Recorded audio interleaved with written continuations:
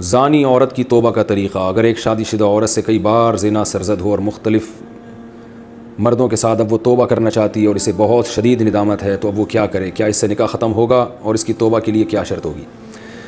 زنا بہت بڑا جرم ہے. قرآن میں اللہ نے فرمایا یہ اپنی خواہش پوری کرنے کا بہت برا راستہ، اور کنواری لڑکی کا زنا کرنا بہت بڑا جرم، شادی شدہ کا تو اور بھی بڑا جرم، اور مرد کا زنا کرنا بھی بہت بڑا جرم، عورت کا زنا کرنا اس سے بھی بڑا جرم ہے. تبھی اللہ نے جب زانی کی سزا بیان کی ہے نا تو عورت کا ذکر پہلے کیا. قرآن ہر چیز میں مرد کو پہلے ذکر کرتا ہے، عورت کا بعد میں.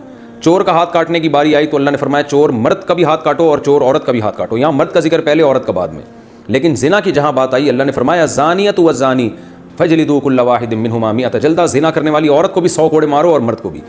تو یہاں عورت کا ذکر پہلے اس لیے کیا کہ عورت میں زنا کی رغبت کم ہوتی ہے اور اس میں حیا بھی ہوتی ہے، اس کے باوجود اس کا زنا کرنا یہ بہت بڑا جرم ہے. مرد کا بھی زنا کرنا بہت بڑا جرم ہے. سزا اللہ نے دونوں کی ایک رکھی ہے، لیکن حقیقت میں یہ فرق ہے ان میں، یعنی عملی طور پر دونوں کی جرم میں فرق ہے. اب سزا اللہ نے ایک کیوں رکھی ہے؟ اللہ کی حکمتیں اللہ بہتر جانتا ہے. تو شادی شدہ عورت اگر زنا کرے تو یہ اتنا بدبودار جرم ہے کہ قرآن کہتا ہے کہ اگر یہ ثابت ہو جائے گواہوں سے اور اقرار سے ایک مخصوص طریقے سے، تو ان کو زمین میں گاڑ کے پتھروں سے ہلاک کر دو. اس لیے بھائی اگر کسی عورت سے بھی یہ جرم ہوا ہے یا مرد سے، تو یہ بہت بڑا جرم ہے، ہلکا نہیں ہے.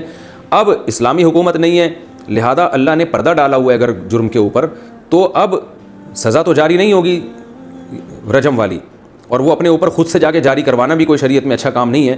اب یہ ہے کہ چھپ کے گڑ گڑا کے اللہ سے بہت زیادہ توبہ کرے.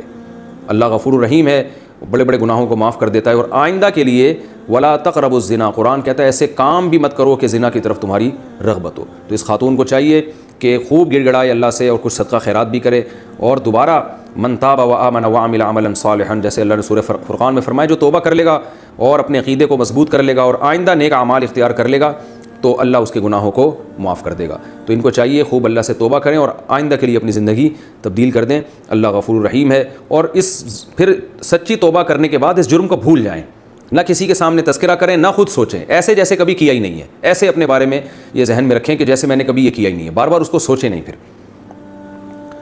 ناجائز تعلقات میں لیے گئے تحفے کا حکم. اگر کسی کا ناجائز ریلیشن ہو اور محبت میں تحفے کا لین دین ہو تو کیا اب ان تحفوں کا حکم کیا ہوگا؟ کیا وہ واپس کرنا ضروری ہیں؟ اگر اب اس بندے سے رابطہ نہیں ہے تو کیا اس سے رابطہ کر کے اسے سارے تحفے واپس کیے جائیں یا اس کی قیمت واپس لی جائے، یا اس کی قیمت واپس کی جائے؟ اس بارے میں رہنمائی فرمائیں.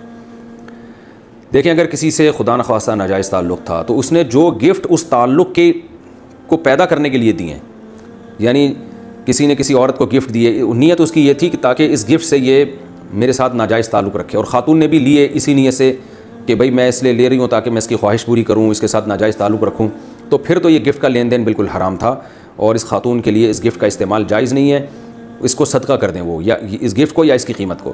لیکن اگر ایسا نہیں تھا، گفٹ کی بیس یہ نہیں تھی کہ یہ تعلق برقرار رہے، تو ناجائز تعلق تو برا ہے، لیکن گفٹ اس بیس میں نہیں دیا گیا تھا، تو پھر اس گفٹ کا جو لینا ہے وہ گفٹ حرام نہیں ہوگا. ہاں یہ ضرور کہیں گے ناپسندیدہ ہے، نامناسب ہے. بہتر تو یہی ہے کہ اس کو بھی گفٹ یعنی اس کو بھی صدقہ کر دیا جائے، لیکن اس کا صدقہ کرنا پھر لازم نہیں ہے. البتہ یہ کوئی پاکیزہ اور حلال طیب میں شامل نہیں ہے یہ چیز، کیونکہ نامحرم مرد اور عورت کا کوئی اس طرح کا لین دین جبکہ ان کی نیتیں بھی ٹھیک نہ ہو، یہ بہرحال مکروہ اور ناپسندیدہ ہے، لیکن اس کو حرام نہیں کہیں گے اس صورت میں.